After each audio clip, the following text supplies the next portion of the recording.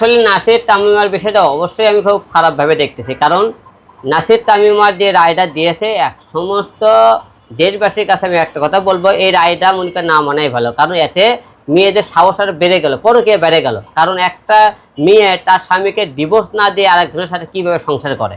হ্যাঁ, এই সংসার করতে রাকিব ভাই যে বলেছে আমি টাকার কাছে মানে হেরে গেলাম, হ্যাঁ ঠিক বলেছেন রাকিব ভাই, আপনি টাকার কাছে ক্ষমতার কাছে হারিয়ে গিয়েছেন। কারণ এই দেশে আইনের কোনো মনে করেন গরিব মানুষ কোনোদিন কি মূল্যায়ন পায়নি, আপনি পায়নি, বিচার পায়নি, আপনিও পাবেন না। কারণ এদেশে তাদের টাকা ক্ষমতার ধরে তারা মনে করেন বৈধ হয়ে গেল। কারণ সেইটাই তুল হবে যে একটা দেশে মনে করেন যে স্বামী তার বাচ্চা তামিমা তার বাচ্চা রেখে কিভাবে তার কাছে গেল, সে বাচ্চার কথা একটা চিন্তা ভাবনা করলো না। এই হিসাবে আমি বলতে চাই যে একটা মানে অবৈধ সম্পর্কে বৈধ ঘোষণা করা হলো। এতে বাংলাদেশের আমি মনে করো মেয়েদের সাহস বেড়ে গেল। তাই রাকিব ভাইয়ের কাছে একটা কথা বলবো যে তাকে আপনি ফিরে নিয়ে আর আপিল করে আর কি করবেন? যে এত বছর ধরে সংসার, সে আপনার মেয়েকে ভালোবাসতে, আপনাকে ভালোবাসতে সে এতদিন ফিরে আসতো। যেহেতু তার কাছে চলে যাওয়ার পরে তার ঘরেও একটি সন্তান হয়েছে।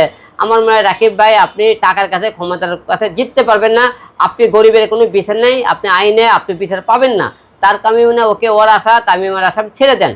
আপনি যে মেয়েটাকে আছে তাকে আপনি লালন পালন করে আপনি নতুন করে জীবনযাপন শুরু করুন, এইটাই মনে হয় তার জন্য ভালো হয়। কারণ এই রায় আপনারা গরিবের জন্য রায় না, গরিবের জন্য আইন না, গরিবের জন্য আইন প্রশাসন না, গরিবের জন্য আদালত না, এটা সবকিছু বড় লোক আর ক্ষমতার লোকের জন্য।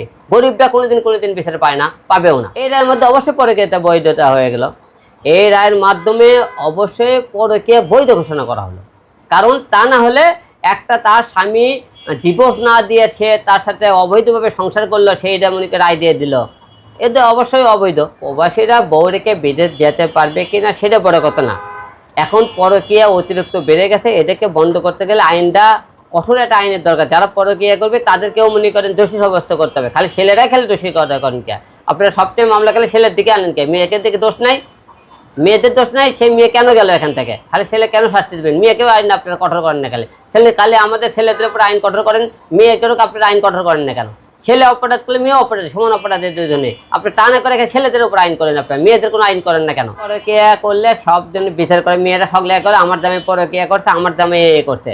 মেয়েরা যখন পরকীয়া সব করে তখন একটা স্বামী কিন্তু লজ্জায় বলতে পারে না আমার বিয়ে অমুক জনের সাথে পরকীয়া করছে, আমার বউ অমুক জনের সাথে সম্পর্ক করছে, বলতে পারে না লজ্জায়। আর মেয়েরা আগেই বলে দেয় কিছু না হতে আমার স্বামী খারাপ, আমি স্বামী খারাপ।